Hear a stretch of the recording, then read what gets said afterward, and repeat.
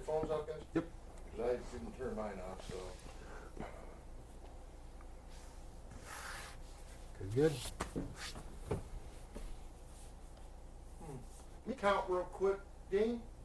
1, 2, 3, 4, 5, 6, 7, 8, 9, Okay. 10. Ollie, please. 1, 2, 3, 4, 5, Okay. 6. I got to crank you up a little bit, You always got to crank me up. You got to crank me up and you got to turn Lance down. Dean. Yeah. Try me a quick 10, Dean. 1, 2, 3, Say the last 7 just in case we do it. 4, 5, 6, 7, 8, 9, 10. Check, Roger. Or up. Give my last.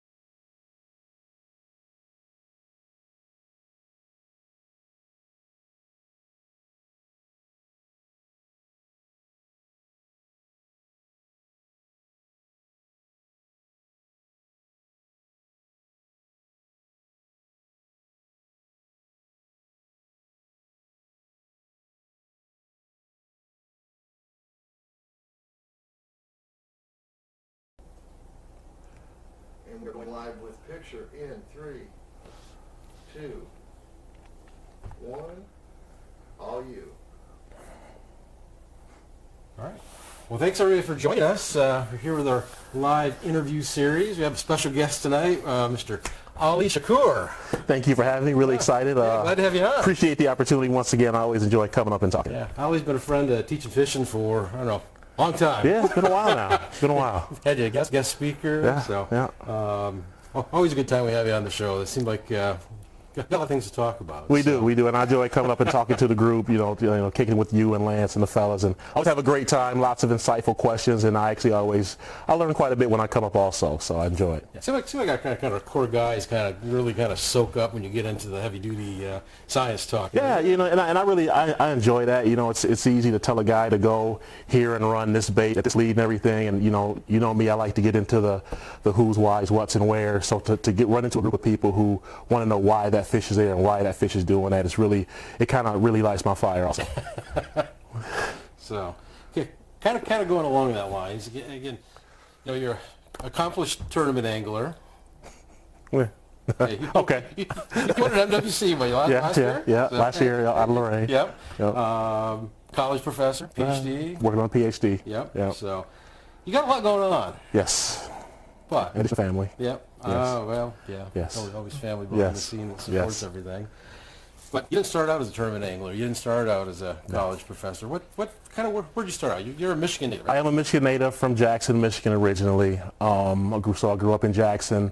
Irish Hills, Waterloo recreation area, chasing bunnies with my dad, chasing largemouth bass and panfishing in Irish Hills with my dad. So that's kind of where I got my start in the outdoors. So Dad kind of gave you the spark to kind of get into the outdoors. Yeah, he was heavy into it. My earliest memory in life is in a boat with my dad, actually on Moon Lake, part of the Michigan Center chain.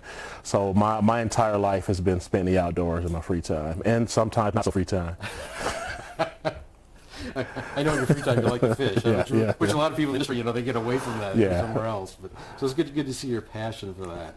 Kind of growing up, when did you start to get your drive, your passion to become not only the science background but also kind of getting competitive, because you got a competitive spirit? Yeah, I do. I started off as a high school athlete like most guys are. I ran high school track, played football.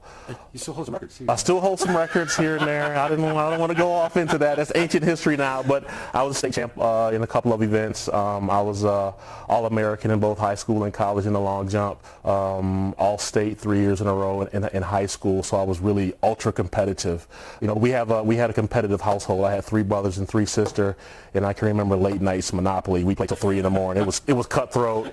Lots of lots of fighting, lots of arguing, lots of cheating. It was ultra competitive.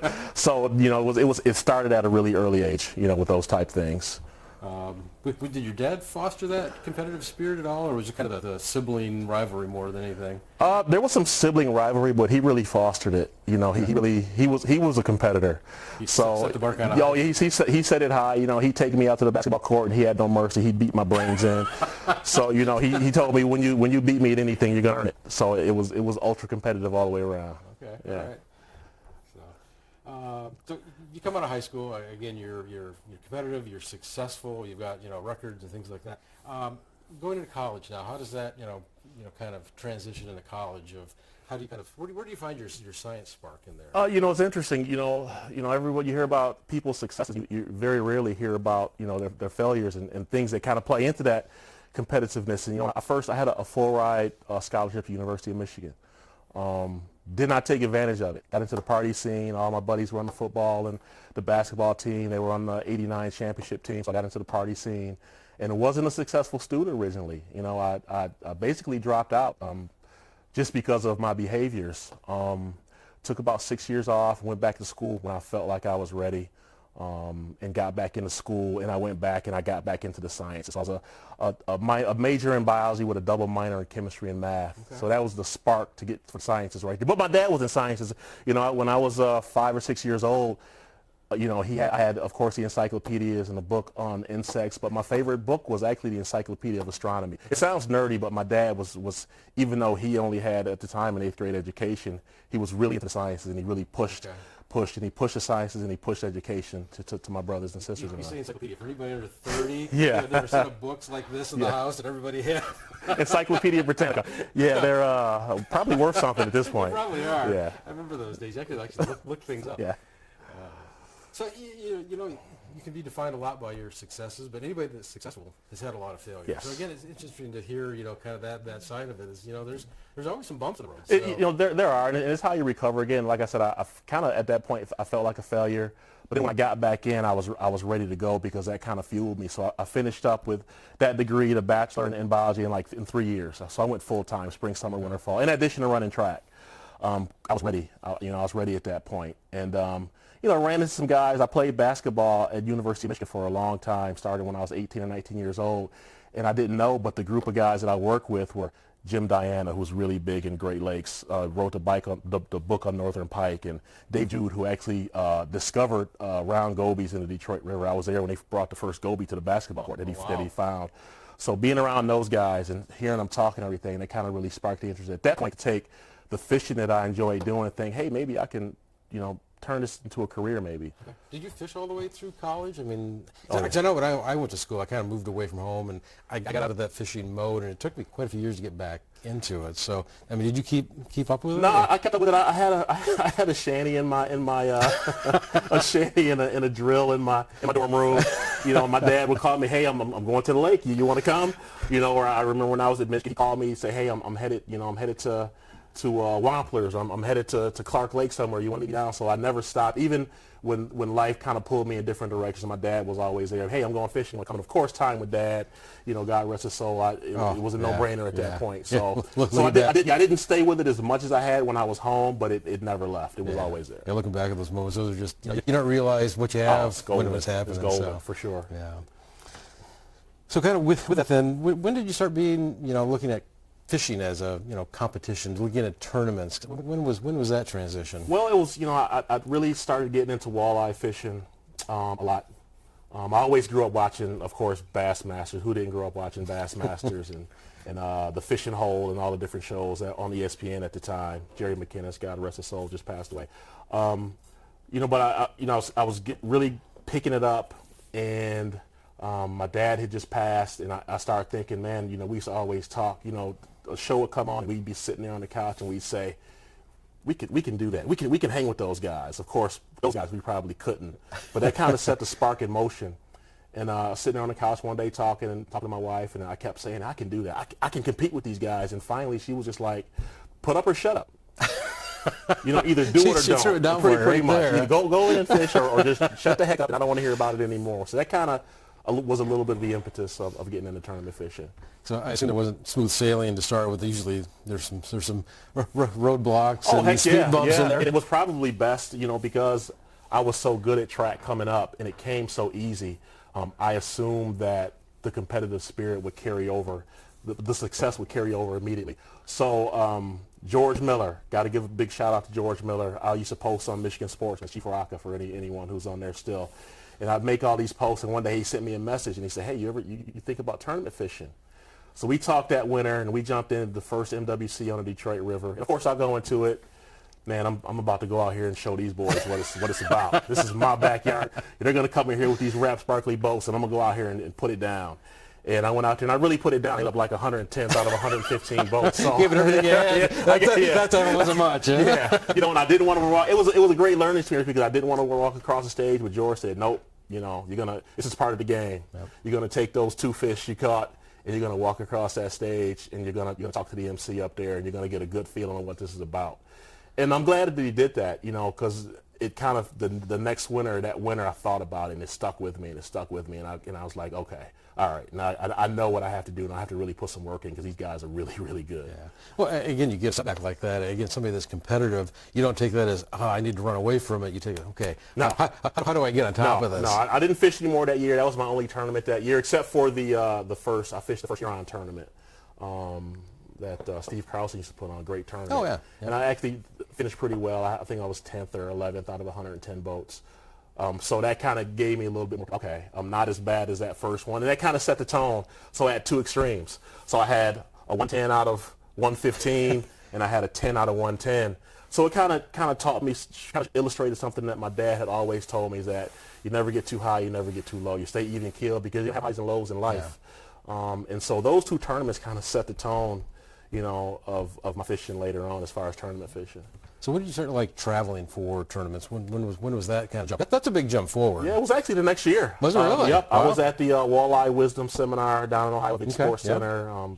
Gary Zart, Scott Gitchie, Mike Nippenberg, Ryan Buddy put on a great show. If you ever want to get down there and check it out, it really cuts the learning curve. So I was down there and I ran into Brian Zalewski, who runs Erie Marine Sales, Warrior Dealer, and is a big part of the Fall Brawl now. And we just happened to sit next to each other.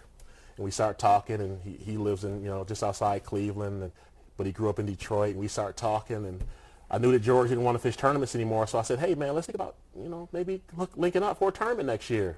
He's like, I don't know. I don't know. And we talked again, and finally we kind of talked each other into fishing. So that very next year we fished, 4 WCs, and did actually pretty decent that first year. We made the championship our first year out of the gate. So how did you find that transition going from kind of the home water guy, because I know that can be kind of a curse too, fishing home waters, it is, but being a traveling pro, going to all these different water bodies. Yeah. How did you approach kind of these different bodies as you came to them? Yeah. Again, some of them I probably assume you saw for the first time when you showed up to pre-fish. For sure. One, I just want to throw this out there. I talked to Wes or messed him really about the pro thing. I really don't consider myself a pro.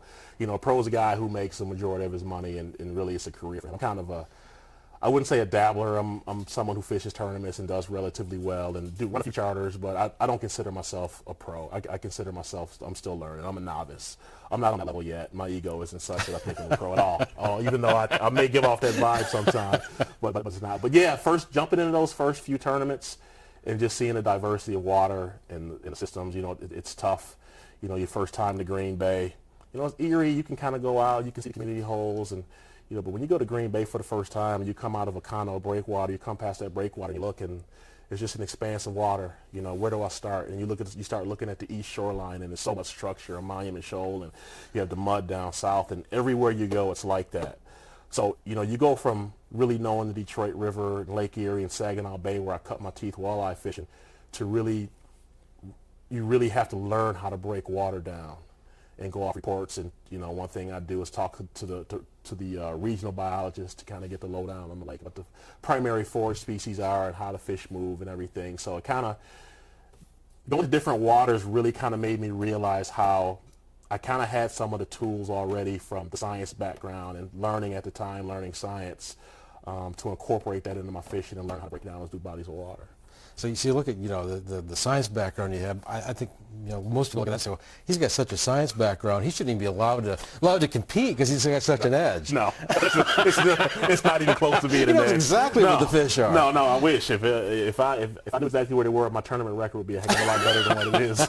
But it gives me insight. It's nothing that I just think a lot of guys know.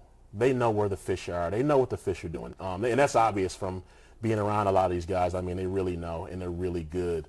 But a lot of people don't really understand the why. They know what's going on. They know where to go. They know where those fish are going to be in different conditions at different time of day and everything. My background, I feel like it gives me the opportunity to investigate why those fish are there and kind of take it a little bit deeper. That way I can try to take that to other places. So kind of with that, I mean, did you find, how do I say this? that science background, again, you were kind of in that research mentality. Again, going through and researching these bodies beforehand, I mean, that's kind of ingrained in you, isn't it, as far as kind of going through and, I mean, you're a researcher. Yeah. So again, looking at all these bodies and being able to kind of plan before you go, I mean, that's kind of second nature, isn't it? Yeah, for sure. It is. You know, you always want to, I look for, I call them likes. You know, I have a spot in one place I really like it. It holds fish at a certain time of year under certain conditions with a certain water temperature and a certain current. You know, so when I start looking at maps, if there's any kind of current information, so I start trying to find similar areas in that new body of water for the time of year that I'm going to be there. So I can, those things do transfer. You know, if you ever see my seminars, I'll base a lot of things on Lake Erie. We talked about this earlier. I'll give examples from Lake Erie on fish movements or forage bases or how fish food, but a walleye is a walleye is a walleye, and a lake is a lake is a lake. So, techniques may be lake or spot specific, but principles can be used, at different bodies of water all over the place. Yeah, we talk a lot in different seminars all around the country. Everybody thinks their body of water is unique and special, all that, but really it's not. It's not. It may have its own, something different as far as, how the basin's set up or prey or the food web may be a little bit different, but they're all, generally speaking, I use some generalities, generally speaking, they're all pretty much the same. And one thing we teach a lot here at Teaching Fishing is general sound, good fishing information applies to anything, correct? It applies to anything, so, yeah, for sure. It does. Kind of no substitute for a little leg work. Oh yeah, you have to put that leg work in. You do. You need to talk to people. You get out to the launches. Ride around to the different launches. If there's cleaning tables, when guys come to Erie, the first thing they do is go to the hotels with cleaning tables to see, what kind of size fish are being brought in, what's in the stomachs, what are those fish eating. It's really important. Again, talking to, even though the biologists sometimes are short-staffed, they really don't have a lot of time. If you call them and see what's going on there, a lot of times they're ecstatic to hear from guys who want to know what they're doing. I know, I've talked to, you can't hardly get them off the phone. Exactly. And I don't feel like a lot of people do that enough. So when you go into a new body of water, even if it's for fun fishing, you're on vacation, find out what regional office controls that body of water or does the research on that body of water and give them a call. They'll be happy to give you that information. Especially in the off season too. Yes. It's easier in the off season when they're not out trawling and doing all kind of sampling for sure. Yeah. Well, cool. Speaking of that, you've got kind of the science guy part of that is you do a lot of studies and research. So you've got some pretty cool projects you've done that I've heard of. You've got anything kind of, I guess you cover those quickly, kind of, where you're raising the walleye fry and looking at, things like that. I mean, I call you a science farmer too, because again, you look at all the things you're raising, the algae and the fish. And, I actually started out, with USGS. We used to go on the prey fish assessment cruises on Northern Lake Huron, where we go out in the RV grayling. It's actually a shrimper boat in the Gulf now. But we'd be out on Northern Lake Huron for 3 or 4 weeks in the spring and fall. We trawl at different ports, Goldrich, Ontario, Harbor Beach, all the way up to Sheboygan.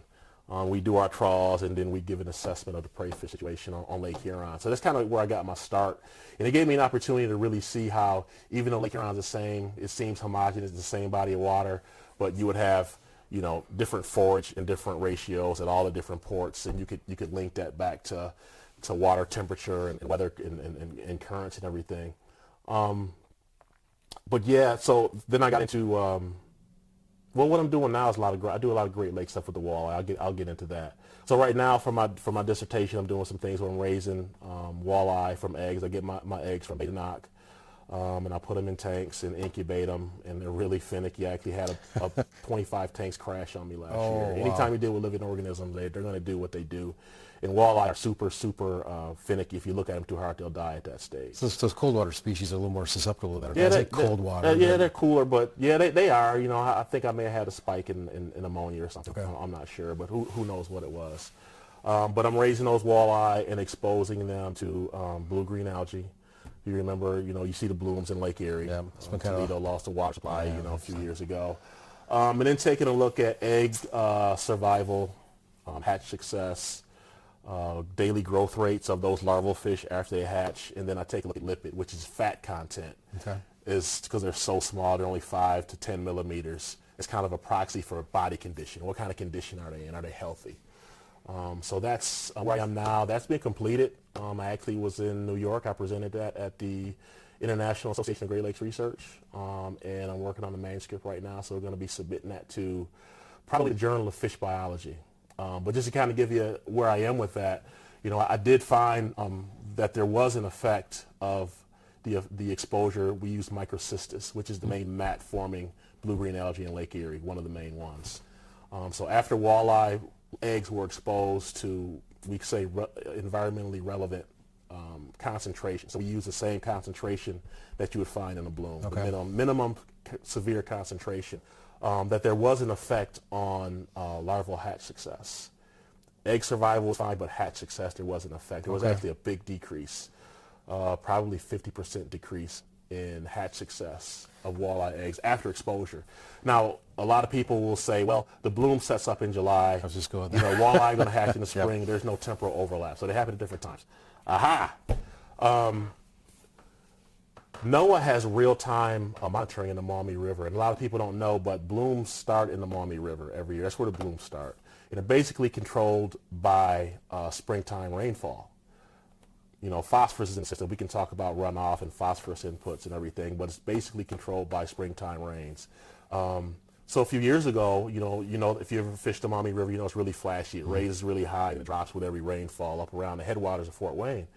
So what happens is the Maumee River will flood, and then when it goes back down, it leaves these ephemeral pools on the shoreline. So you have these little bitty pools, whereas the river is 40 degrees, those pools are a couple of inches thick. And when the sun hits them, they start to warm up.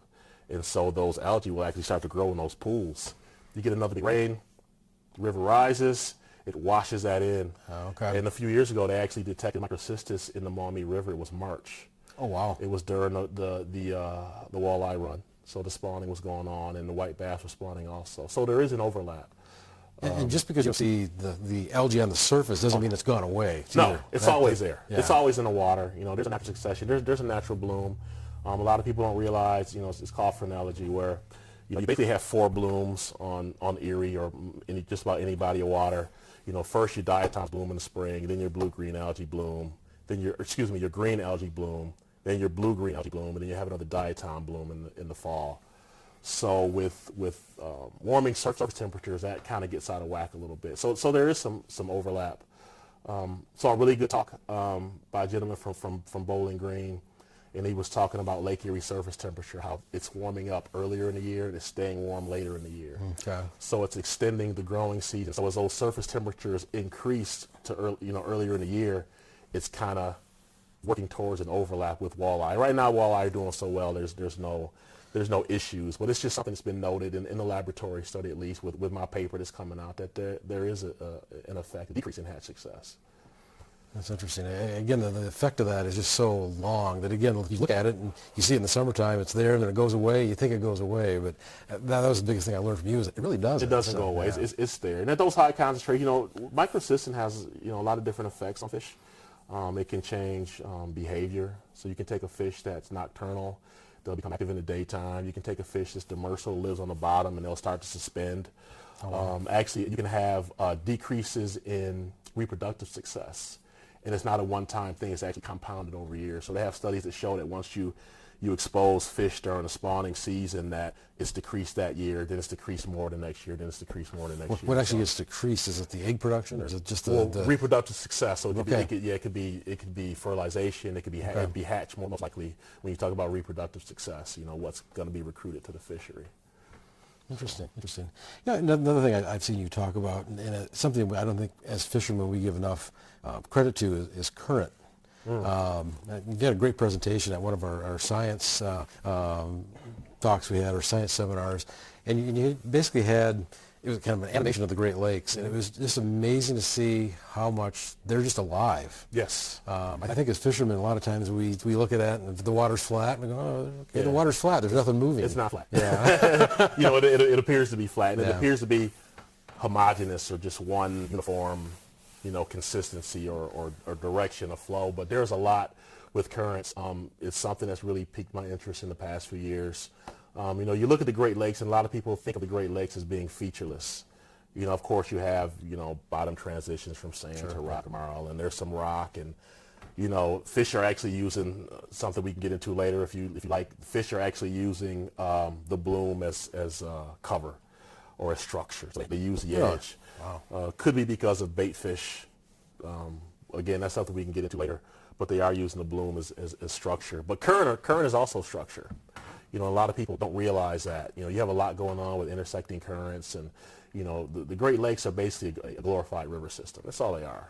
And people just think if people thought about them more that way and pay more attention to currents. I was talking to my buddy Wes the other day about Huron and how everyone goes out and everyone goes to the dumping ground. Everyone knows the dump. Yep. And there's other spots. I'm not going to start giving off middle numbers because the guys down there will kill me. We can talk about those later. But there's spots where the fish show up that if you look at them, they look like they're in the middle of nowhere.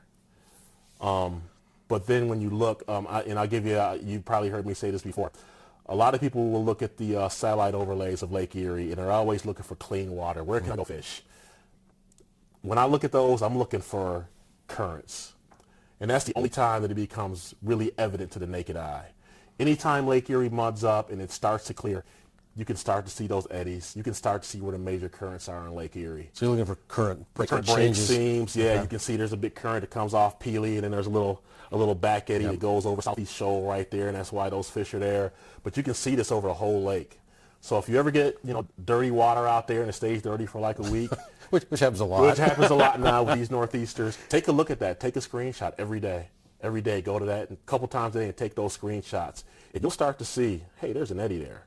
What hit me to it one day was I was fishing out of Huron, and there was a tree floating around out there. And I was down there for about 3 or 4 days. And every day I went out, that tree was in the same spot. It didn't move. And I thought, man, there's an eddy here. There must be an eddy here. And I talked about those areas down there where those fish will come to. And it's like clockwork pretty much every year. You can go to those middle numbers, and it's because there's eddies there and there's intersecting currents. There's things going on that attract those fish. And it's pretty seasonal. I mean, if you look at NOAA's page with the current, the depth, average current and the surface currents, and you can see every month it changes and it averages. Yeah, there's some changes, but you're talking about just gross measurements, gross currents. It's pretty much like clockwork. Yeah, there's definitely patterns that set up. There are patterns, and those patterns, once you start to figure those patterns out, that's why we talk about dropping a waypoint with every fish. Then you can, I just happened up on it. I was in the boat. I've told this story, and I had my Navionics app on my phone. I was looking at waypoints, and I had my laptop out there screwing around. I was looking at stuff. I see a group of waypoints, and I look at the Navionics app, and I say, oh, okay, there's a contour line there. And I start looking at the NOAA page. I'm like, oh man, there's an eddy that kind of sets up there at time of year, and those fish, they do come. So I think if fishermen, I stop saying guys, if fishermen paid more attention to those type of things, it would really help. If they're the type of guy who's into those things, who just doesn't want to be told, go here and run a green flash reef run a 150 back, Yeah, there's definitely separation fishermen. There are separation. It's not for everyone. Yeah, it's not for everyone. There's guys that go fishing. There's guys that fish. So, I mean, and again, it's just what we're there's nothing wrong with that. No, absolutely not. In a tough bite, I'm that guy. Hey, where are you at? Where are you running? Can I get your coordinates? In a tough bite, but I always try to take it a step further. Now, let me ask you this: the Great Lakes system is up significantly in water level. How do you view that changing the migratory habits and things like that? I know we talk about in the fall there's certain patterns that fish follow certain contours and things like that coming back to the spawning grounds. Will they still follow that structure, or are they going to be somewhat depth related, or is that a bait fish thing? I think coming back there's a few things. There's of course the heating and cooling of the water. You can almost track their movements as the surface temperature cools a little bit. Of course, there's always, again, these are some broad generalities you kind of have to use about these things, because there's a lot going on out there. But as far as migrations, I don't think it's affected much by high water. Again, they're using those contours as highways, jumping structure. I've talked about how they jump structure across the lake, basically. But you look at the animations that you have on that, it's just amazing, the movement and the predictability. Yeah. But what the high water will do is it'll change bait fish, especially this time of year. Again, I can't say a whole lot. Some guys will kill me. But especially shad, wanting to find that warmer water, so they're able to push, hint, further up into the shoreline. Looking for the warmest water. Looking for the warmer water, so the water's higher. It's up in the rocks more.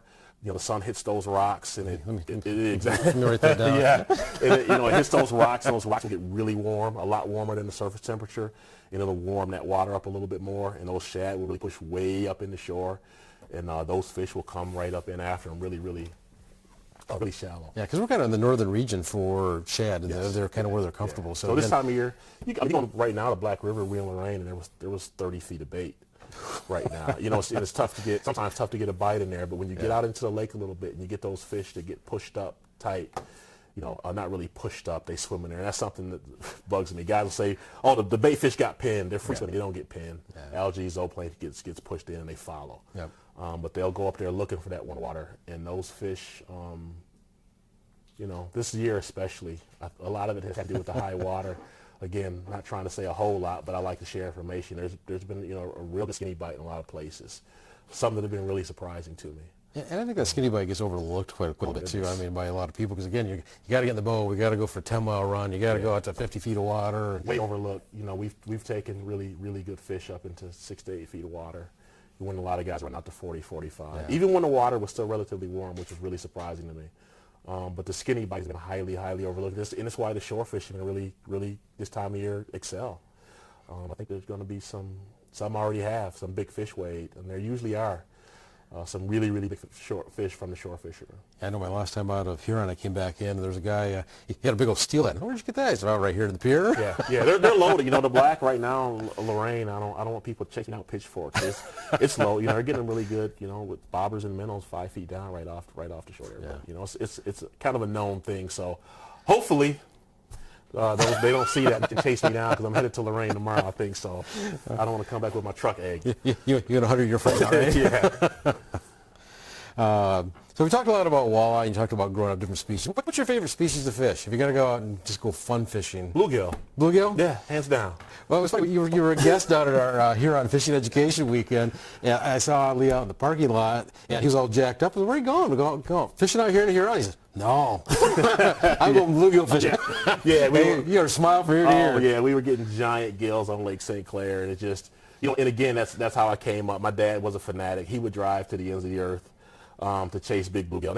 And it's tough to beat a big bullgill, pulling in circles as you try to get out of the water. Plus, I think they're bluegill and perch are the best eating. Sure. But just to go out and try to find the biggest bullgills you can is really a challenge, and I enjoy it more than any other kind of fishing. Well, I think it's funny. A lot of us start with bluegills, and we get so tied up into different species, and you get all technical. But it's fun to just go back and go back to where you started. It is. Big water fishing is work.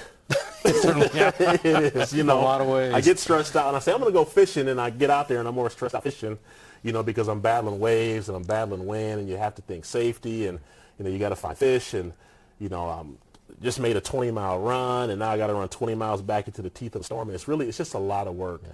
It's nice to kind of go out there with a float and some plastics and kind of sit there and catch gills and take a mess home to the family. So that's my favorite. I have to say.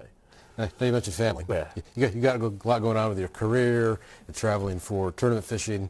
Obviously, you've got a good family to kind of support you. And that's a lot of being able to do this, isn't it? It's impossible without a good family. Yeah. My wife holds down the fort. She's watching. Hey, Kelly. Kelly and the girls are watching. My daughter's, my oldest, is a sophomore now in high school, so she's running track and cross country pretty good.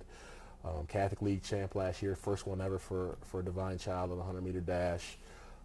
Great students. I've really been blessed. Great children. My youngest is a gymnast, and she's in the competitive cheer a little bit. So, unfortunately, tournament fishing kind of takes me away, and I missed a few things. I missed my wife's birthday this year, so she excused that kind of thing. But she understands that it's my passion. It's kind of one of the things that make me tick. It's cheaper than therapy. So it's something that I have to do. If it wasn't tournament fishing, I'd still be out. But again, without family, it'd be impossible. But at the same time, you don't want it to overrule your interactions with your family. So there's been things that I've shied away from, giving talks or presentations, just because I wanted to sit on the couch and hang out with the family. You have to do those kind of things. But no, they support me. 100%. It's really a blessing. I really appreciate it. Now, do you get your kids out in the outdoors? Do you go fishing? They do. My girls can fish.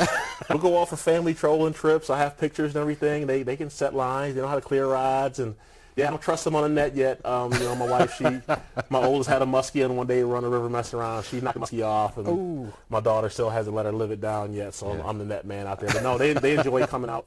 They enjoy the great outdoors. I wouldn't have it any other way. It's our heritage.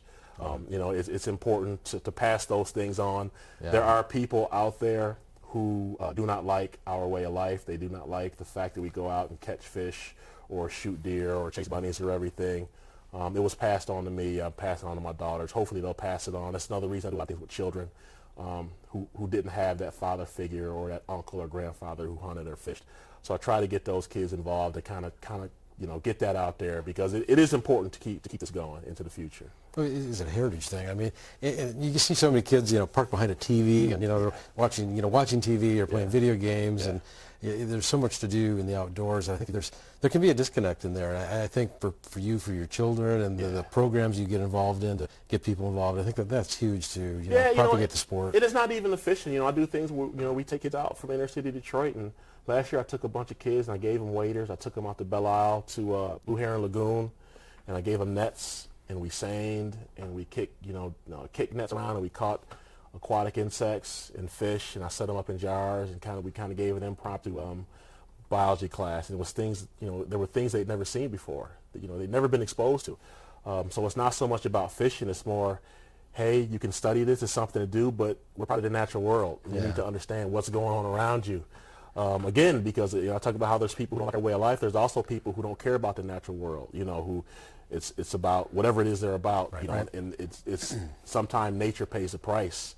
So it's important that we're aware of what's going on in the natural world, not just fishing, but the outdoors, period. Yeah. So kids being kids, when they had them out in the waders and that's all, they're probably on a riot with that, weren't they? Oh, it was amazing. And there's no other feeling like it to watch a light bulb go off. When you show a kid his first aquatic insect, a dragonfly, and tell him, hey, that's where the movie Aliens, that's where they got their inspiration from, the retractable jaw that the dragonfly has, and the light bulb, and they're like, oh man, wow, I've never seen this before, this is cool. To me, there's nothing like it. Yeah. Well, great. Well, I'll tell you what, guys, had a good interview here. We'll stick around a little bit. We'll take a short break. We'll come back with a Q&A, so line up some questions, and we'll come back and see what you have. All right. Thanks.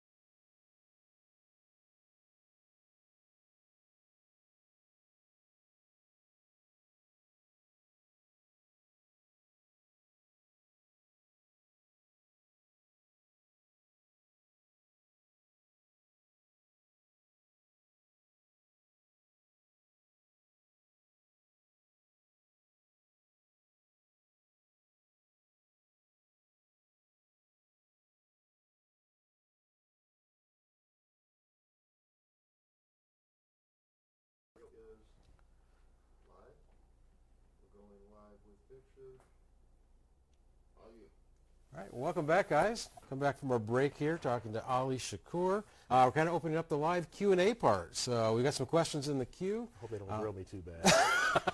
Kind of waiting to see what some of them are here. I So, have some killer questions. if you got any questions, please, come down to the comment section and ask them. We got a few in the queue. So, kind of, let's get started here. We got a question from John Strazalka. Of course, John. John's got to come into his own. He's really kind of. I'm surprised he didn't say one of his corny jokes. Well, don't tempt him. Don't tempt him. So he said, can you talk a little bit about this dead zone that's been in the news lately, out in the central Erie? What does this do to baitfish, gobies? Gobies can't outswim it, can they? Predators? So can you talk a little bit about the dead zone? Yeah, so what are we referring to as a dead zone in Central Basin Lake Erie? So what happened, I mentioned the harmful algal blooms set up in the Western Basin. We know in this part of the world that primarily we have western winds or westerlies.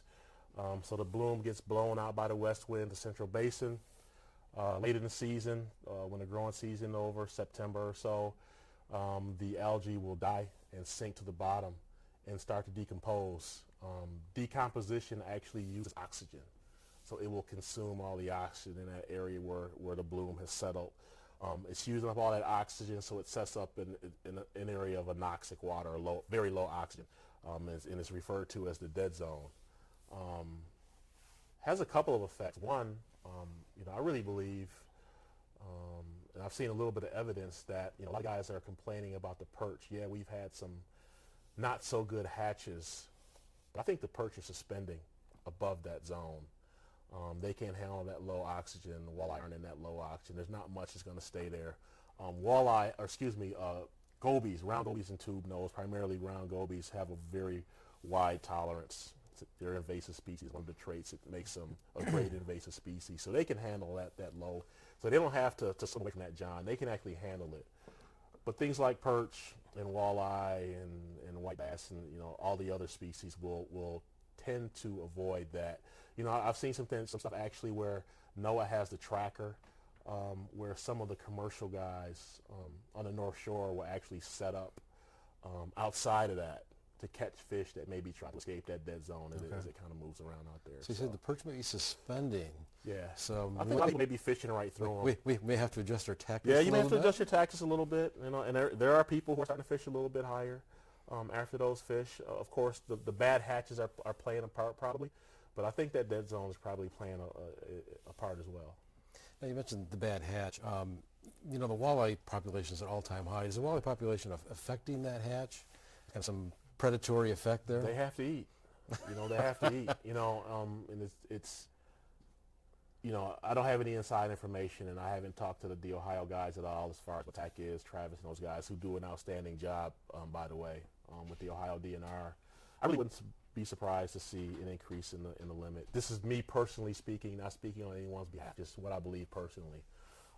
There is a little bit of an issue with bait on Lake Erie. We know what happened in Lake Huron with the crash. We know, everyone's heard about Lake Michigan with the alewife, and they were really concerned about a crash. Hence the reduction in stocking of kings. Lake Ontario was teetering. So there's been also a precipitous drop in baitfish population on Lake Erie. It's way down.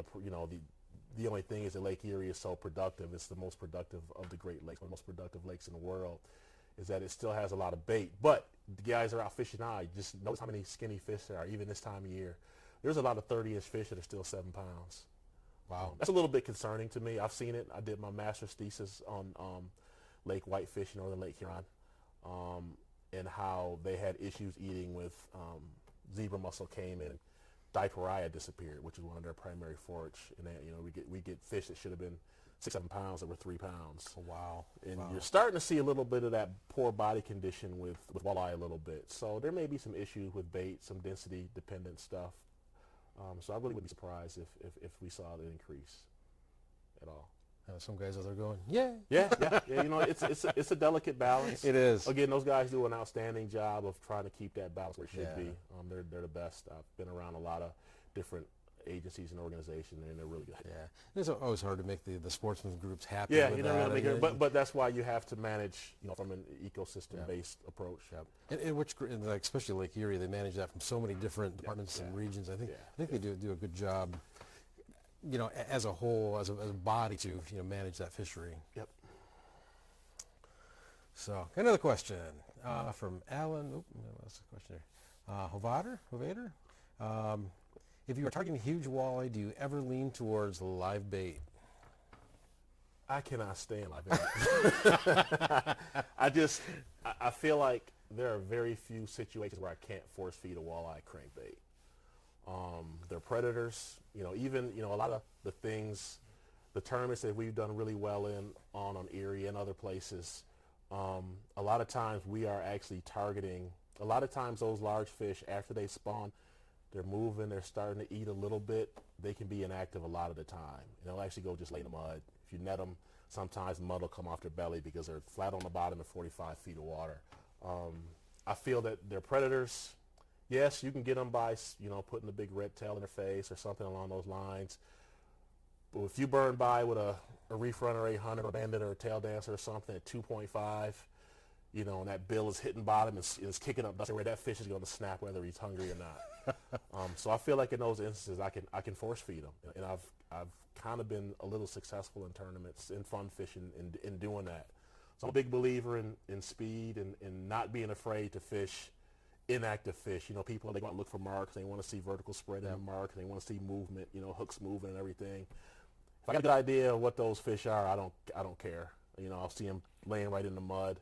It also comes in where you kind of know the migration patterns, not from inside information, but just from experience. We call those fish ghost fish. You don't see them. I was going to we talked about that. Yeah. But they're there, and they're on the bottom, and they're not hungry. But when you burn that, if you guys notice, you ever fishing out there, and most of your fish are coming in on the back hook. That fish is coming from behind. That bait's going by, and he's not really chasing a lot of times. He's just turning his head and he's snapping when it goes by. Okay. And they come in on one hook, they fall off in the net. It's one of the reasons that the first thing I do when I bite crank is that back hook has to come off. I'm a big fan of Gamakatsu, EWG, extra wide gap, and 4s and 6s. But live bait has its place, and I will burn double willows. I fancy myself as a power fisherman with the fast crank. I'm, KVD, crankbait. I do like double willows on jets and dipsies because I can power fish them. I can go 2.5, 2.6, 2.7. And again, even though there's a worm and there's some scent, it's a little bit added, I can still get that reaction bite at those higher speeds. Yeah. So end of the day, they're a top-end predator. Yes. Yeah. They're going to snap whether they're hungry or not. And I've seen it in the juvenile walleye that I raise. I get an opportunity to watch behavior in the tanks and when I feed them and how they'll slash even when they're not hungry. I dump minnows in, they kill everything and they just let it lay. So I've seen that predatory instinct kick in. Yeah, we always give the analogy that with a negative fish, kind of like Thanksgiving, it was coming up next week. Yeah. Everybody's stuffed after dinner. If I come by with a piece of pie, I'm going to eat it. Yeah, well, after you're really stuffed, I don't really want it. Yeah. But if I throw a softball at you, something like that, you're gonna catch it just because. So, good yeah. It's a good question. Jim Bishop has a question. It says you talked about surface currents. How much different is the subsurface currents? Where is that data for the subsurface currents? Well, if you look at the NOAA page with the surface currents, there's nothing there for subsurface currents, but you have two options. You have surface currents, and then you have depth average currents. So the depth average currents is kind of it's an average of surface all the way down to bottom currents, and those you can see the difference. As far as there being a difference, there's a huge difference most of the time. So what happens is, as current sets up, there's something called Ekman deflection. So as you go deeper in the water column, so you have the wind, currents will usually set up 90 degrees to the wind. This is a little bit of a generalization, but it's basically. This is something to take on the water with you too. So your currents will, generally speaking, set up at a 90-degree angle. So if you have wind blowing this way, the current will be basically most times be going this way. Other things come into play. The earth rotation plate has an effect. Lake bathymetry, or how the basin of the lake is shaped, plays an effect. Rivers coming in, different things have an effect. But as you go deeper in the water column, if your surface current's here, as you descend in the water column, it starts to deflect because of the Earth's rotation. Coriolis So the effect. Coriolis effect. So as you get deeper, it starts to bend, and it starts to actually get these spirals that set up. But yeah, subsurface currents can be 180 degrees. I have some really cool animations. If you ever get a chance to sit in on one of my, Dean has seen them. The surface currents versus subsurface currents. You'd be really surprised. Really surprised. Some areas where you think the current's ripping, like the Mackinac Straits, where it's obvious that the current's going this way. There's some stuff I could show you where surface currents are actually going the opposite way. Same thing with subsurface currents. There's a huge difference. Not to really pub a sponsor. I don't like really doing that in certain formats. I'm a big fan of the Fishhawk. I use the X2. It really cuts the learning curve. A good fisherman is going to kind of figure out what's going on. But you'd be really surprised at what's happening at depth versus what's on the surface. The Fishhawk is one tool that is indispensable in figuring out what's going on with those subsurface currents. If you've never used a speed probe, until you get one in the boat and actually look at the difference between speed over ground and speed of the lure, it changes it forever once you do it. It does. There's an instance where we're 1.1 up top and the bait's 1.8. Or you think in the springtime, a good speed is 1.2, 1.3. You're pulling cranks 1.4. There's been times where we've been out there, we're 2.5, and guys are looking at us like, what in the heck are these guys doing? But when you look at that speed probe, you look at that Fishhawk, we're 1.4 at depth. And there's other ways you can tell if you don't have a Fishhawk, or the different units, they can be kind of steep. You also learn how to read your boards. If you're going and your boards are really, being pulled back and your rods are really loaded up, then you'll know you're going into a current. You turn around or you look and those boards really kind of run forward, your lines aren't really loaded up, then you'll know you're going downhill with a subsurface current. Same thing with dipsies are really good also because you'll see the line. The lines will blow. So if you don't have a Fishhawk, you don't want to spend the money as you're pulling boards or dipsies or jets, you can really get an idea of what's happening, especially if you're pulling hard pulling baits, tail dancer, reef runners. Your board's going to do certain things, but that bait will actually move that board, and you can see how they run. So it gives you an opportunity to read those subsurface currents even if you don't have a unit. So you won't know the exact change in speed, but You'll you know. an idea to start making some adjustments. You'll know whether you're going uphill or downhill or whether there's a cross current. And I always like to go downhill to start. So you'll know if you're going and you're blowing out this way, well, I need to correct the boat. And you just watch your boards, you watch your dipsies, and everything's running right. Now okay, I'm running either headlong into it or I'm running downhill. Now you start to read the rods and the boards. You look at how they're loaded up. Now you can kind of say, okay, well, I'm going downhill now. I'm going uphill. Then you can start playing with speed and lead because that increased speed will change the dive curve. It's speed dependent. So you may not be where you think you are. So it's really important to pay attention to those things. Really important. Extremely. Good question. Corey Brown's got a question. He said, when you're doing research, whether pure science or fishing, do you start at the bottom of the food web and work up? Or do you start targeting species and expand it out? Is there another research method you like to be efficient and thought? It kind of depends on the project. With my walleye stuff, I jump right in with the walleye. I get the eggs, I raise them, I do my experiments. I have done some ecosystem-based things where I do take the food webs. A couple of papers that are coming out where I modeled the effect of Asian carp on Lake Michigan if they get in. Also, another one, we modeled the effect of fishery-related stocks, so king salmon, smallmouth bass, lake trout, on after the introduction of Asian carp. So there are instances where you take a look at the food web, starting at the primary producer, your algae, and then go up. In those kind of modeling instances, that's where you start. You actually start lower than your primary producers, which are your algae. You actually start with detritus, which is the stuff that's just on the bottom, because that's very important component of the food web. A lot of people don't realize gizzard shad are actually detritivores. So a big part of their diet is detritus, the stuff that's right on the bottom. Yeah. So yeah, sometimes we'll start, at the bottom of the food chain. But if we're looking at something specific, we'll start right at that organism, kind of work both up the food chain and down the food chain from there. Interesting you say that, because I always picture gizzard shad as up high, kind of a plankton feeder. They are, but they are detritivores. They will more so. Alewife are more plankton feeders. Alewife are also notorious larval predators. I need to write that down. Yeah, but they a large component of gizzard shad diet is detritus, or dead decaying material. Okay. Corey's got another question here.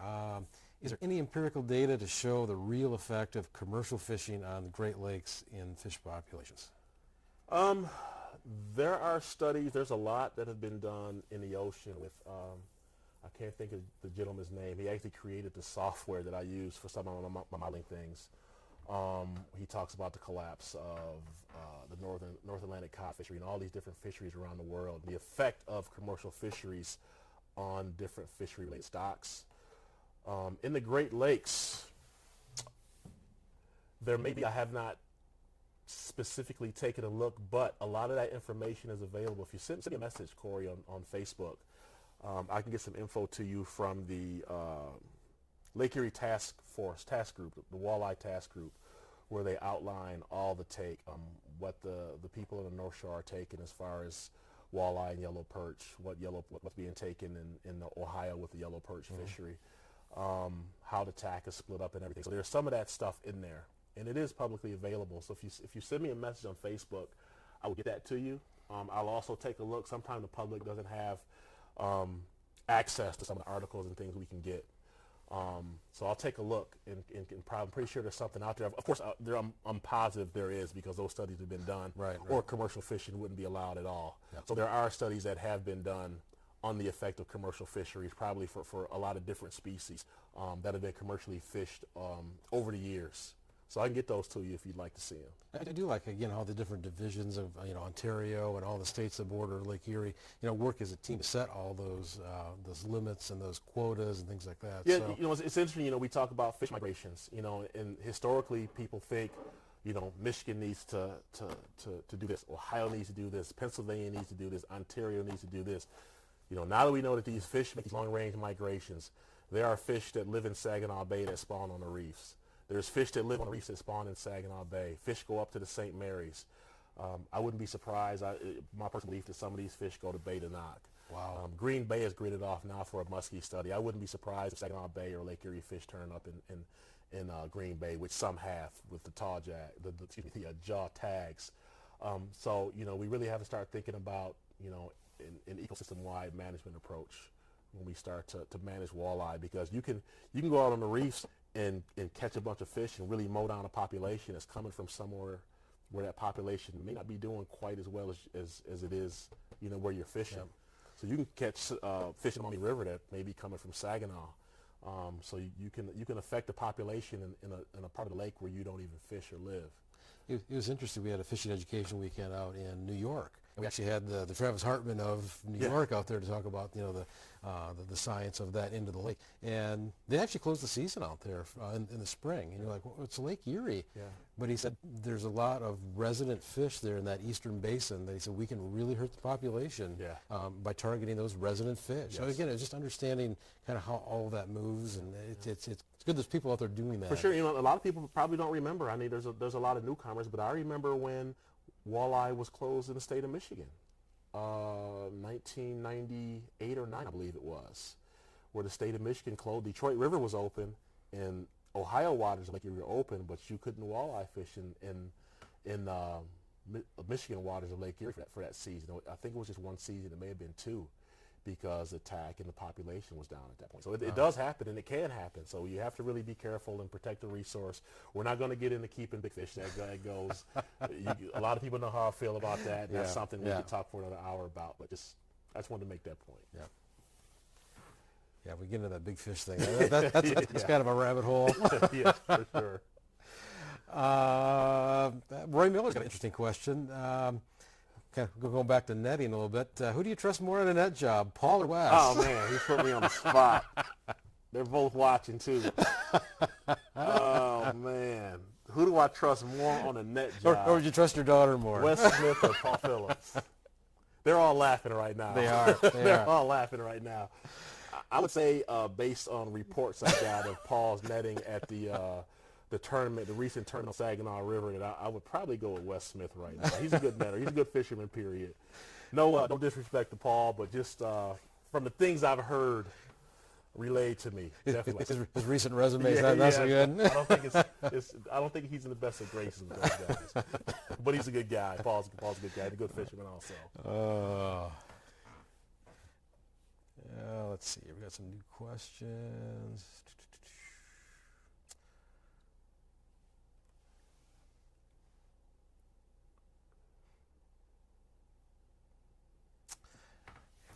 Here's a question from Michelle Varcel. It says, Ali, I know you fished the swamp down around Luna Pier quite a bit. I'm wondering how you feel the closing of the Consumer's Power has affected the fishing down there, or if you believe it has. I believe it has, a little bit. You know, that warm water discharge, I believe it's changed the Detroit River with at the candy canes there. You know, there were a lot of times where I'd be, and I love fishing the swamp. Few people know I'm down there really early and really late in the year. The big fish spot. But with the closing of that plant, there are definitely changes to the water temperature. Water movement has changed down there because they were drawing water in, and there were a lot of currents down there because of the intake and because of the outflow, and that kind of affected you know, how the bait fish position down there also. So I actually feel like the fishing down there is not as good. It's still good, but it's not as good as it was when it was up and operational, for sure. That's a great question. I hadn't really put that out there or you know, really thought about it a lot. But in thinking about it, yeah, I would say that the fish is not the same since they closed it. And I know there's definitely been changes to how the bait fish move and react down there. So great question. Now, the Furby's a totally different system. That doesn't impart any warm water into the system, does it? Not like the other places do. It's a little bit different. Yeah, not quite. I don't know what all pumping out of there. I don't want to get sued or anything. Do we want to know? Yeah, I don't. Brian McDonald wants to know what time you're going to be at Lorraine tomorrow so he can follow you up to your honeymoon. I will be down, I don't know, maybe 8 o'clock. Maybe 8 o'clock. Catch me if you can. Yeah. Alan Schwimmer has a question. Lots of talk about subsurface currents impacting walleye location. Does down temps impact walleye location prior to turnover? Is there a preferred temp range that walleyes suspend? Ooh, that's a good question. Let me hear that one more time. So, surface currents impacting walleye location. Mm-hmm. Does the down temps impact walleye location prior to turnover? Is there a preferred temp range that walleyes suspend? Prior to turnover. Definitely prior to, because you have a lot going prior to turnover. So early in the year, you know, you have ice cover. The lake is isothermal at that point. So it's basically, again, generally speaking, the same temperature top to bottom. So those fish could theoretically be anywhere in the water column. As that ice melts, you start to get some wind mixing. Surface temperature starts to warm a little bit. You know, after those fish spawn, and you can see this, you can test this even in the springtime. You know, a lot of people, you go out, you're looking for big fish. You're always looking for that dirty water in the spring. You know, a couple degrees dirtier water, those fish need that heat, you know, for you know, egg growth or for metabolic reasons or whatever the case may be. So they're always in that dirty, cooler water. As soon as they spawn, they're in clear water. You can go catch, you know, you can go to clear water and catch fish. They're going to be skinny. They're starting to eat, but they're going to be skinny. The fatter fish, the bigger fish, pre-spawn fish are going to be in the dirty water. Interesting. And that's been, you know, that's known. A lot of guys have seen that. That's a pretty much a known fact. But as that water starts to warm, the surface temperature starts to warm, thermal stratification starts to set in, maybe June, July. So thermal stratification just means you have the warmest water at the top. Your hypolimnion is called. In the middle, you have the metalimnion, which is the middle part, and that's your area of quickest change. So if you see a temperature profile, there's a real fast hook right there. And then below that, you have your cooler water. That can be a barrier for other things like oxygen and nutrients also. We'll talk about that. A lot of times wind mixing will not go deeper than the thermocline. It's actually a pretty hard barrier. Again, we had to talk about that out in New York, the guys that fish it a is lot. a hard barrier. That it's actually pretty, yeah. They actually say they have a hard time getting some baits down through the thermocline. Yeah, it can be that dense. It can be, and that's why you can even pick it up on your depth finder. Yeah. Yeah. So to answer your question, so those walleye will start to move. They have a preferred temperature, give or take, of 20 degrees Celsius. I'm thinking science Celsius, so I don't know why there's... for the rest of us, yeah, what 62 maybe, I think, something along those lines. So that is basically, again, generally speaking, preferred temperature for those adult walleye. Of course, you can always find 80 degrees, 85 degrees, but preferred. When I'm out looking at down temp, you know, I'm looking for that cooler water. You know, the coolest water I can find. So it will control. Those fish will be lower in the water column. Of course, they'll come up and feed. Fish will come up and suspend. But preferred is 60. That's where we're going to try to spend the most of their time. That's why those, you know, we're pulling, you know, cranks 150 with a 2 ounce. Those bigger fish are deeper a lot of times. But then as we get towards fall again, and starts to turn over and becomes isothermal again, those fish will spread. So yeah, down temperatures is very critical, very critical. Find the coolest water you can, even if there's not a hard thermocline set up. If there's 4 or 5 degree difference in temperature, those larger fish, after they spawn, they're going to be in that cooler water. So again, yeah, down current and down temperature are extremely important as you're looking for those larger fish. Interesting, interesting. 20 degrees, not really a magic number, but it's pretty darn close. So again, Good question. Yeah, we see that a lot of times. Again, talking deep water fishing, of people find the right temperature, Yeah. but the fish aren't there because bait fish have moved. Something's happened in the lake. So again, it's part of the equation, but it's not. Yeah, It's not. yeah. Hard, it's a starting point. You Yeah. you look for that cooler water, and then you start to look for bait and whatnot. Like, it's just part of the equation, but a big part, I feel like. I've got a question from Wes. I think we covered this a little bit in the first half. He said, "Do you think the increase in walleye population in Lake with the increased walleye population in Lake Erie, is there enough prey to sustain the rise? Do you think the increase in algae bloom will have an effect on potentially changing walleye diets?" We talked about the population. There's so many fish in the system right now. Conservatively speaking, they're saying basically 50 million fish. As we get a couple years down the road from these last 2 hatches, I think the last hatch they're saying may be larger than '03, which was the largest year class on record, for both Lake Erie and Saginaw Bay. So potentially we're looking at just an incredibly large population. Yeah, again, in my opinion, this is not related to anything, just kind of from things I've seen over the years. I think there will be an issue with bait at some point. Very, very probable. Well, it's always kind of a moving target anyway, as populations rise and It is. fall. I mean, the fish are going to change what they are preying on by the levels. I mean, we've seen that years where the emerald shiner's down and the perch are up. It's always kind of a moving target. It is, and it's actually different. If you look at the prey breakdown, there's a difference from western to central to eastern basin in the ratios of prey. Maybe more Walleye for gizzard shad here, more emerald or spot tail shiners here, more gobies, a lot of different things. So it changes as you move across the lake. As far as the bloom affecting, what was the question about affecting bait population? Change walleye diet. Do you think the bloom will affect the walleye diet? That's a big question. It's possible. There's studies, some of the telemetry stuff that's been done has shown, by Ohio DNR has shown that adult walleye are using the edge of the bloom as cover, so they're actually staying around the edges. That could be because it's shaded or it's cover. Of course, fish are attracted to cover. It also, part of the stuff that I'm doing with my work is to look at bait fish. So we track how the bloom moves in Western Basin, and then we look at trawl data for bait, and we try to sync up if the bait is hanging around or moving around the bloom or the edge also. So those walleye could be following bait. So if there's a specific type of bait that's being attracted to the bloom and the walleye are following that bait, then there could be, a shift in diet, theoretically speaking. Another good question. Yeah. That was Wes. You comment on it. You come on his net job and he comes back with a good question. He waits till now. He jumps in the boat with me. He can ask me this stuff and not put me on the spot. You think that was an accident? No, it wasn't an accident. Alan later has another question here. Thoughts on the spiny water flea? Bithotrephes, the spiny water flea. Bithotrephes, huh? Yeah, that's what the scientific name, Bithotrephes longminus, I think it is. They're everywhere. It's funny that the perch are actually starting to eat bithotrephes. Really? Yeah, you start to see some stomach stuff with bithotrephes, which is really surprising to me because in the past when they first came in, actually if you YouTube it, there may be some videos out there, if not I have some, where they were doing feeding experiments and they were putting bithotrephes in a tank with perch and they'd suck them in and immediately spit them out because of that long spine. But, with the introduction of zebra mussels and now quagga mussels that have taken over, filtering the water column, lower levels of the food web have been drastically changed. A lot of those zooplankton, the populations are down. So when you have fish, especially younger fish, juvenile fish, perch and walleye both rely heavily on zooplankton.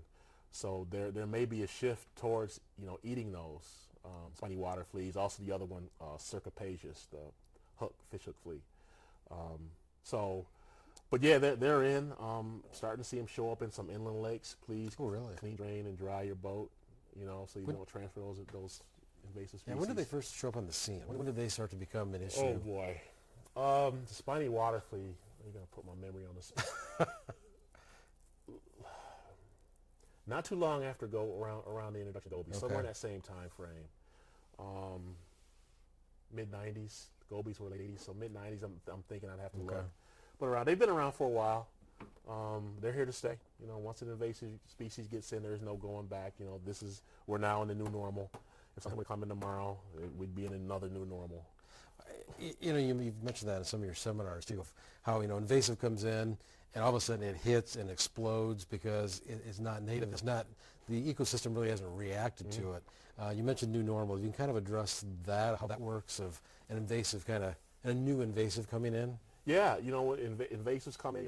The things that makes them, really successful. A lot of times I'll back up a little bit, and this is why invasives are so dangerous. There's a theory. It's called invasion meltdown, where invasion sets the table for greater invasibility or more invasion. So by, zebra mussels coming in kind of set the table for round goby to come in, which set the table for Bithytrephes to come in, which set the table for circopages to come in, and so on and so forth. So yeah, once something comes in, again, it's here for the most part. There's some species that have been introduced that really haven't really exploded. Rough is one. In Lake Erie, hemimyces, the red shrimp. Hemimyces was introduced around Muskegon in '08. That was the last invasive that we know of as far as in that category. It really hasn't exploded, but once it comes in, it gets a foothold. Usually we'll have high tolerance for different things. It didn't evolve here. The Great Lakes are only 15,000 years old, so there are no predators at first, so the growth is exponential. And the ecosystem has changed, and there's no going back. Right. We could never get back to pre-goby or pre-zebra mussel conditions, so it's a new normal moving forward. So anytime there's an introduction, I say it's a new normal. We have to moving forward. How does it affect the ecosystem? What's going to rebound? What's not going to rebound? So that's why it's really important to be vigilant. With invasive species, again, cleaning and draining, drying your boats. You don't want to go fish in Erie and go fish in a little pond and introduce something. It could be, irreparably damaged. Small ponds and lakes you can rote and start over, but then you don't want to go through that. Yeah, that's a problem. New normal can be, we've adjusted. Lake Erie's adjusted. Walleye populations have rebounded with the clean water. Smallmouth bass population is doing really well, but there are a lot of downfalls with those invasives also. You don't want to really talk about the positives because someone may get the wrong idea. Right. That, hey, I can improve this if I were to do this. So you don't want to do that. But again, it's, yeah. So. For those that don't know, what is this water flea thing? I've never heard of it. Oh, can you explain what a water flea is? So the spiny water flea or Bithytrephes is just it's a zooplankton, not to get into a bunch of scientific terms, but it's a predatory zooplankton. So it comes in and it actually will eat native zooplankton, your Daphnia and Leptodora, different things that are already here. So what happens is you have larval perch or juvenile perch and juvenile walleye and different fish, different prey fish that feed on zooplankton. Now, not only do they have to compete with one another, but they have to compete with Bithytrephes or the spiny water flea also, because they're eating the same thing. So that affects their populations, and again, it skews the food web all the way. Anytime there's an introduction, the food web will change, both above and below whatever level, trophic level, whatever level of the food web it comes in at. So hopefully fishing the shallow water like you do, Mike. I hope you never see those, but we see them a lot out in the Central Basin. It's kind of the deeper water, and they actually accumulate on the line. It looks like a little fuzz on your line. It's like see them? They're it looks like a little fuzz that kind of accumulates. They have a long tail. You'll see the tail and a big eye because they're predators. So to see. So yeah, they're a nuisance. Tough to fish. You have to use special lines. Sometimes the guys on Ontario and Lake Michigan will use special line to keep them off. If you realize, I've actually reeled up line with fish on, and they start to accumulate at the tip. You have to reach up and knock them off. You'll break your rod or break the line. They actually stop your line from coming in. I mean, they get that clogged up in there. Yeah. Really a nuisance. Yeah, they are.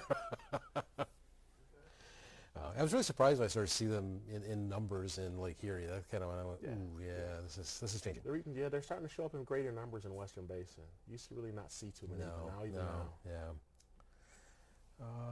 Ken Rutz has a question. Ken, Good to see you, Ken. Are your papers available to the public? I'd be very interested in reading them. They will be.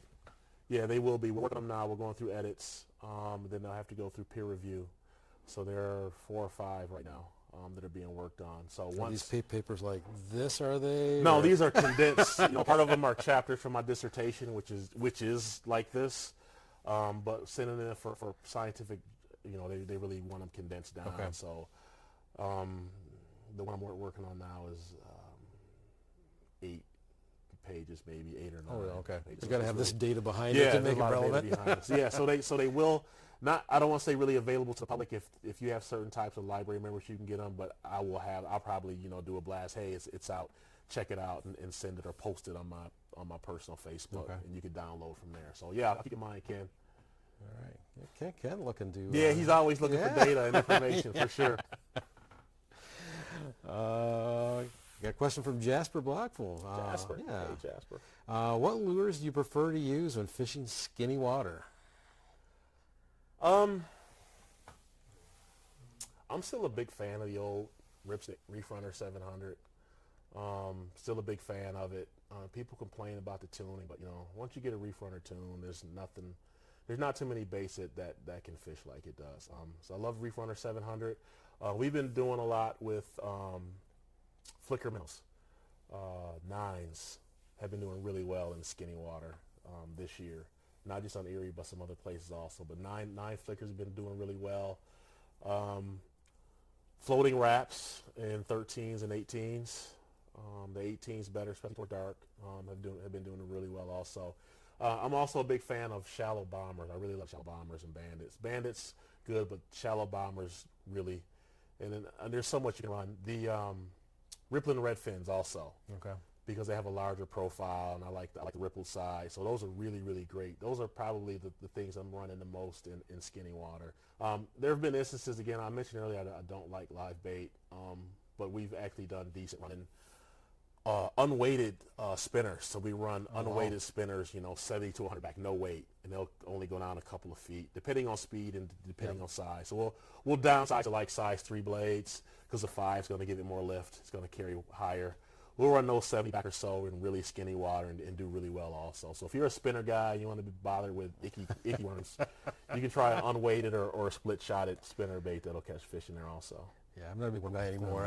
It's too messy. Yeah. Boat's too sparkly. I don't want that stuff all over. I'm not.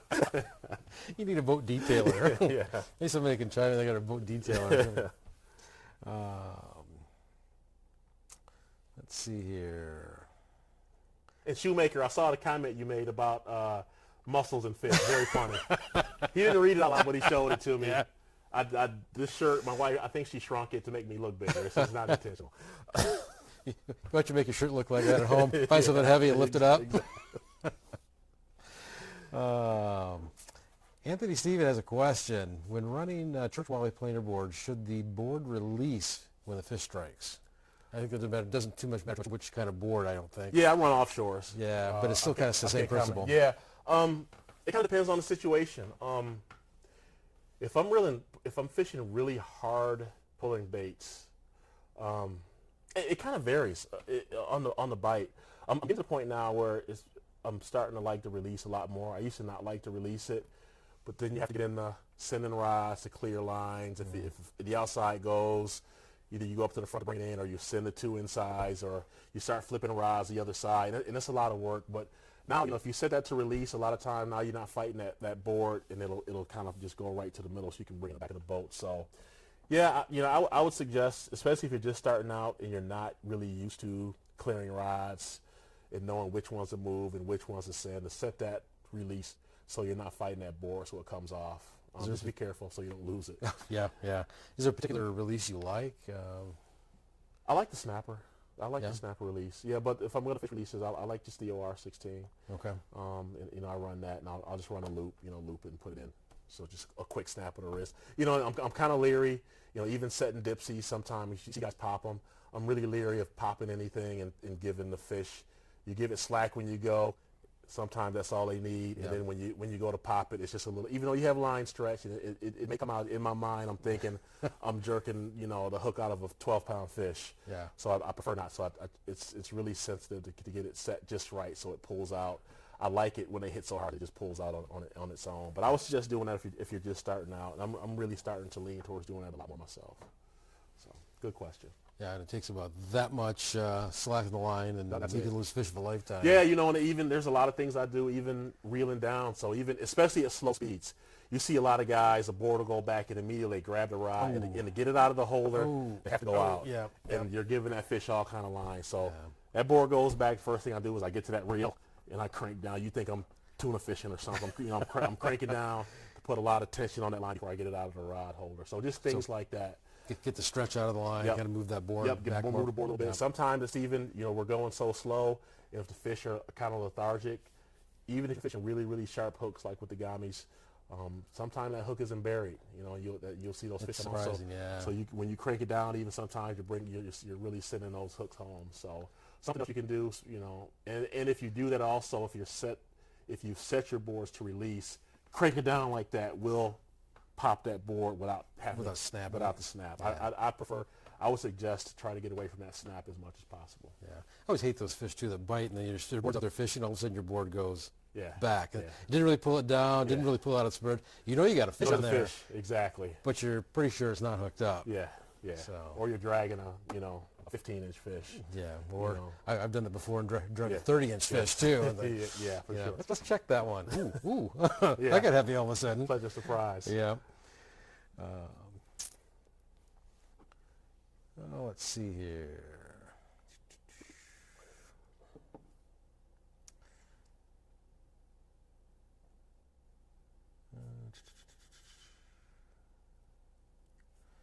So Jeff Van Torrey has a question. With Lake St. Clair being between two walleye factories and being a major highway, do you think the fish that are traveling either way end up staying there due to plenty of forage in the system and become residents?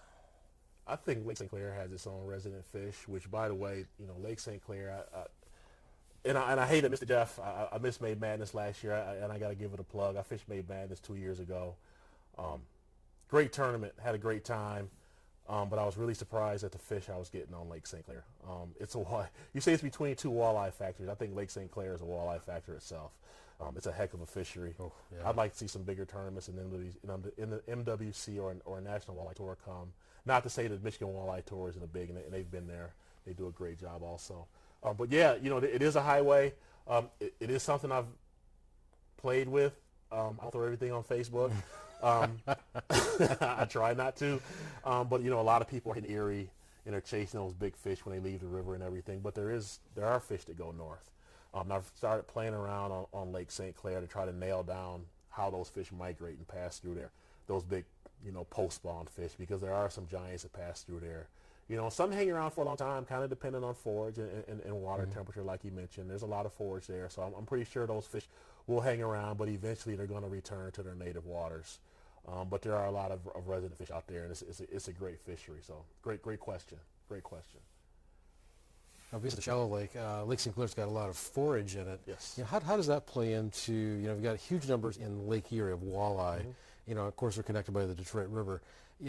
Would there ever be a change in kind of location, some of those fish staying more in Lake St. Clair to have a little more food available? Yeah, I think that if there's a lot of food, especially when they're post-spawn, there's a lot of bait, to hold them. I think they'll hold them there a little bit longer than just passing through.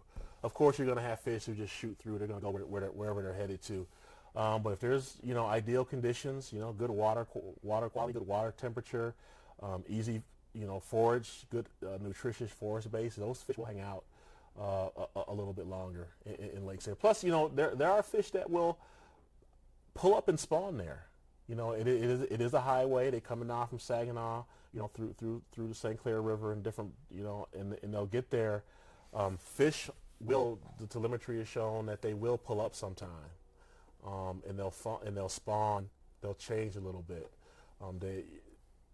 So some may actually stop and spawn in Lake St. Clair as opposed to coming all the way down to Detroit River or Lake Erie. So that's also a possibility with that also. And we always get this preconceived notion where everything happens, but Yeah. it's not black and white like that. Oh, it's not even close. You would, even when you see the movies and everything, there's just, I had the opportunity to talk to one of the Pennsylvania DNR guys, and their telemetry. We think that there's this push, there's a big push east after the spawn, and in the fall there's a big push back. They actually lost one of the receivers a few years ago, and it was in the eastern basin throughout the winter.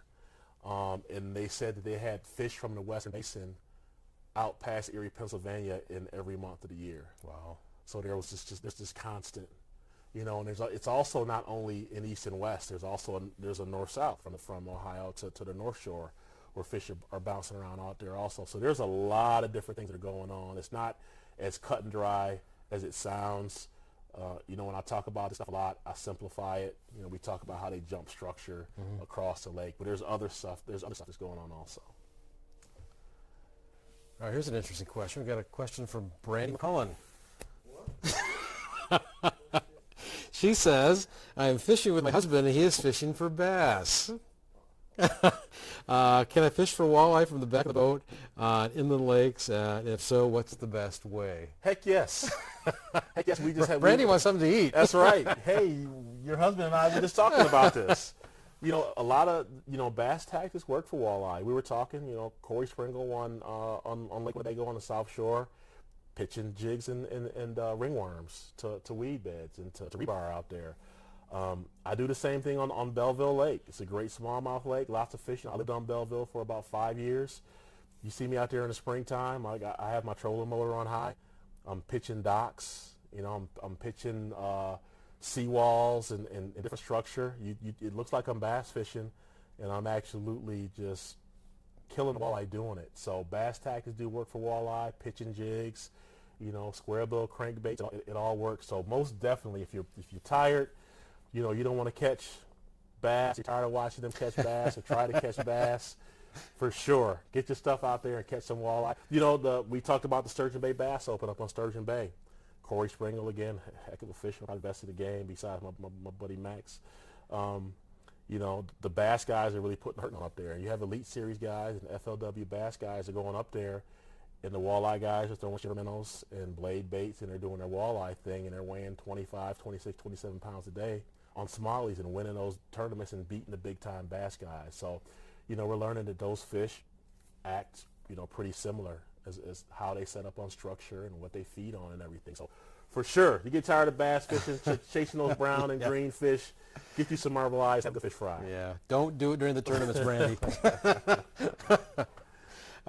Maybe some rod and hand fishing though too. That seems like that's kind of come back around. It seemed like Lake Erie used to be kind of slow, drifting. A lot of blade baits, things like that. Yep. Then kind of the trolling explosion hit. Now it seems like there's a little bit of a adjustment. We're realizing there's some fish to be caught rod and hand again. Oh yeah. I came up, throwing weapons. The old West Sister Shuffle. Reel down and catching those fish. You throwing weapons and wait forward spinners, golden nuggets and Erie dearies. It's a blast. But yeah, the casting's really coming back. I do a little bit out there. I love to throw shiver minnows out there, especially when those fish are. I really don't do it so much on the reefs. I see some of the attorney guys come do it. I actually do more open water. There's great jig bite out of Huron right now. Anywhere down there. On the dumping ground. Anytime there's bottom structure. If you've marked some isolated rock piles, go back over and jig them. They'll hold smallies, but there'll be a lot of walleye hanging around also. Yeah. So the rod hand fishing is getting more popular again. It's something I really enjoy doing. Like I said, I'm headed down on rain and I'll do some fishing. I have jig rods in the boat also. I start seeing fish splash to the bottom. I will not hesitate to start jigging. South Passage jigging. I'm not going to say a whole lot about. There's one guy in particular that will strangle me if I talk about that too much. But there's big fish to be had, rod in hand. The DeShanos will also get after me if I don't talk about trolling. Not really. Trolling's king. Yeah. But there are other things you can do to get on fish also. Yeah, for sure. Yeah, it's kind of interesting. I know there's some tournaments been won with that recently. Yeah. So it's kind of got a little press, and it's kind of good to see that change because a lot of people just go out with the mentality, I'm going to go trolling. Mm-hmm. Yeah. I suggest going out and taking your rod and reel and doing some casting. One of the things that we love to do. I haven't done it in a while, but we'd actually go out on the reefs at night. You go to Cone Reef and anchor up and throw husky jerks after dark. And man, it's a hoot. We'd be out there all night catching walleye and catching good walleye. So we'd actually, anchor up, spot lock, and cast from the boat. You can do that in a lot of places. The guy who was second place in the brawl a few years ago caught his fish. He was anchored up and he was casting inside the break wall in Cleveland. So those fish are there to be had if you want to do some rod and hand fishing for sure. It's a good time. Now you mentioned night fishing. You do quite a bit of night fishing too, don't you? I do a lot of night fishing. Yes, been night fishing. My dad got me night fishing. We started, late '80s probably, early '90s. We started night fishing, Michigan waters, Lake Erie, and it's transferred now to still. I do a lot out of down on Erie. There's a lot of good fish to be had from Port Clinton, the public docks, to Sandusky on the shoreline, Huron, Vermilion, all the ports. But you don't have to go to those, you don't have to stand on Huron breakwall and it's shoulder to shoulder, anywhere. You can step in anywhere. Preferably, I like to fish around areas where some lights, maybe an isolated light that'll draw a bait in. But no, night fishing it's awesome. Fishing 10-foot leads and 40 feet of water, and we're netting, tank walleye without even taking the board off. So it's really fun. Some of the biggest fish are going to come, at night. It's really fun. But again, we talk about night fishing. Safety becomes amplified. I've fallen out of the boat in the fall before. It's not fun. 40-degree water is not fun to go in. So you really have to be mindful of your safety at night and having your life vest on, your safety on, and not just in the boat. And having everyone, know not to lean over the gunnel. It's dark. You lose your bearings really easy. It's really easy to go right in. It really is. So you have to be careful. But night fishing, I highly suggest every time I'm in Huron, I give the seminar down there. I always do a little plug. Hey, if you have not done the night fishing, you're missing out. So good stuff. So you say some big fish are taken at night. Yes. Take shallow. You talked about a lot of the ghost fish and the fish pinned down against the bottom. Are those fish up feeding at night? Are those some of the fish that have kind of went negative and neutral during the day? Yeah, for sure. And I like to fish in areas. In an area, it's tough to get away, but I like to fish in areas at night where it's adjacent to deep water. Where you get those fish that have kind of hung around and kind of, laid on bottom all day. Now it's nighttime, everything's rising, the bait fish are coming into the lights, it's easy picking, they're going to come up to feed. And so, yeah, you will get a lot of those fish that kind of were really, really lethargic during the day that will come up and feed at night. So, yeah, any shallow spots adjacent to deep water, lots of bait fish for sure. Paul Phillips got another question here related to PFAS. He said, any new updates or projects of recovery? Does it have an effect on fish like steelhead and rivers? Where they used to spawn. Yeah, not PFAS isn't something I've done a lot of work with. I know the folks over at Michigan Department of Health and Human Services who are. I haven't really heard any new updates. I know there's still the do not eat advisory for the entire Huron River chain. It's an issue. There's testing. I was talking to someone the other day, and they were saying that, they're not even sure if the levels that have been set currently are enough. They may be allowing too much even now because of the effect they could have as hormone disruptors or whatever. But yeah, steelhead that have spawned in the Huron River, they're still in that river. During part of the year, I wouldn't. Me personally, I wouldn't eat them. I definitely would not feed them to my children. Or any female of childbearing age if you plan on having a family. So no real updates. It's going to be an issue. Some states, Wisconsin, they let a lot go. With Ohio, I think Wisconsin allows even more than Michigan out. And so you have a dilution factor if it gets out into Lake Erie where the Huron River dumps in Lake Michigan in certain areas, but still I kind of stay away from those plumes and try to stay away from those fish for sure. Those do not eat advisories are there for a reason. Yeah. They're not trying to scare you. They want you to fish. Right. They're not. There's always this thing where they don't want us to fish, and they always say, even with the fish consumption advisories, the first thing they say is we want you to go out and fish and enjoy the outdoors. Fish are healthy, a source of protein and fats you need.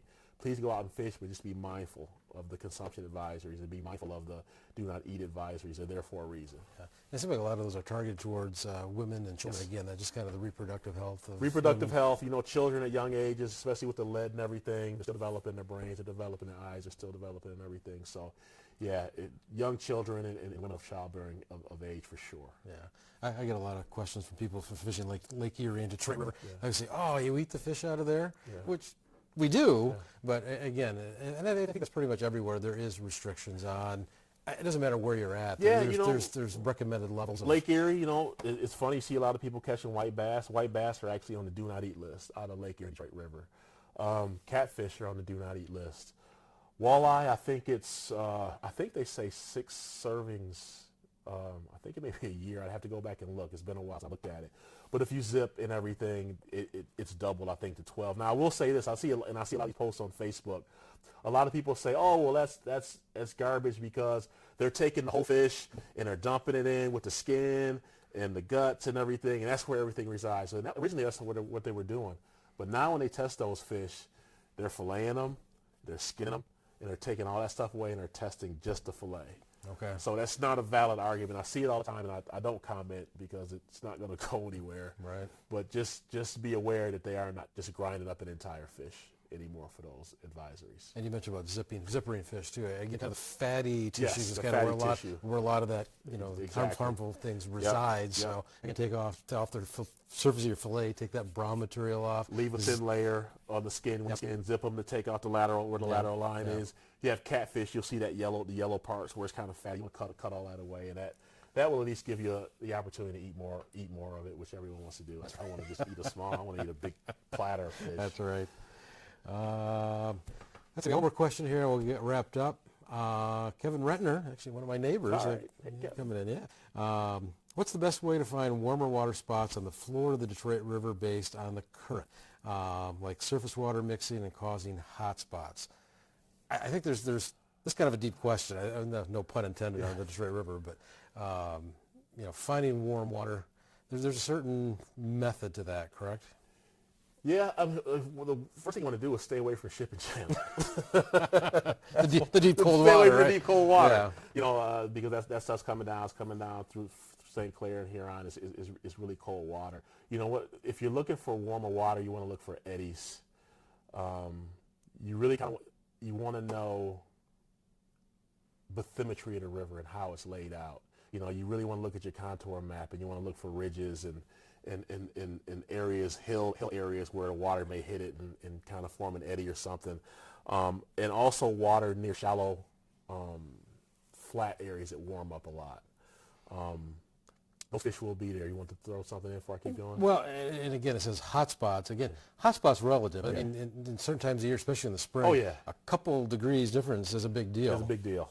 Yeah, for sure. I tell you what, one thing that I look at for more than hot spots in Detroit River, spawning areas. Walleye like to spawn on shallow, preferably undeveloped flats. And the majority of that spawning activity takes place at night. There are spots on the river, mid-river, lower river. I'm not going to name them. You know where they are. Where it's a shallow flat and it drops off, and you can catch those fish. You go out there first light. They spawned all night. They're still shallow. You can catch them right on the edge. Right before it starts to slip off in that deeper water, those fish will sit there. There's one spot in particular I'm thinking of. It's stair-stepped. So there's an edge off the flat, and it goes down, and there's a little edge, and it goes down, and there's another edge, and those fish will slide down that break. And those fish in the river, a lot of time, people think they're gone. They just slide down that break. The sun gets high, and different things happen. So if you're looking for areas where, and we've kind of used that to advantage some tourneys out there on the river, especially when it starts to get muddy. People panic when that mud starts to roll. They see the mud, and they think, oh, my God, you can have a foot of mud. Right. Especially when it first starts to come out, you'll see those blobs of mud, and it starts to get more, more solid. That's not top to bottom first. So you can actually catch, again, those fish will slide down those breaks and hit those edges and stay ahead of that as that mud starts to pile up. So looking for those hot spots, those are the kind of things that I look for when I'm out. I look for areas adjacent to areas I think they're conducive to spawning, where they're going to be dropping during the day as the sun gets higher in the sky. So again, you mentioned coming up shallow, spawning, again, skinny water. Skinny water. Again, don't be afraid. We'll jig. Man, I've gone up into 2 feet of water on the river and jigged up walleye. Yep. So they're there at night. I've also casted and pitched jigs on the river in that skinny water. That's something else. You don't see a lot of guys doing first light, they're still maybe spawning a little bit, right up in that shallow water, 2 foot deep, and pitch a light jig up in there with some plastic, and they're there, and you can't get them. I've said too much. That's enough for that question. Yeah. Next. Let's not talk about that anymore. So. All right, with that, let's get wrapped up. Again, Ollie, thanks for coming in tonight. I appreciate it. My pleasure. It's always good to have you in Yes, sir. studio. Hopefully, we'll get you back sometime and you talk a little more science. Talk a little generalities tonight. Yeah, I know. He wanted to talk all this personal stuff, man. That's I'm a pretty boring guy. I want to hear about me catching bluegills when I was 8 years old. I want to hear about the science stuff. So, yeah, I'd be happy to come back and maybe do an expanded question answer, because a lot of people I'm kind of hard to nail down sometimes. But again, send me a message if you have questions. I will get back to you. Sometimes it may take me a little bit of time depending on what's going on. But I love to hear from folks. I get a lot of questions about how to ID things and different things, and I enjoy those. It's not, people always say, I don't want to bother you. It's not a bother. It keeps me on my toes. So I do appreciate those questions. Keep them coming. I'm glad to help out any way I can. Yeah. So thanks for tuning in. We'll be back next Tuesday for the live Q&A. So Lance will be here, I'll be here, and until then, get out and get some fall fishing in. Follow Ollie around tomorrow. So. Yeah. Thanks for tuning in.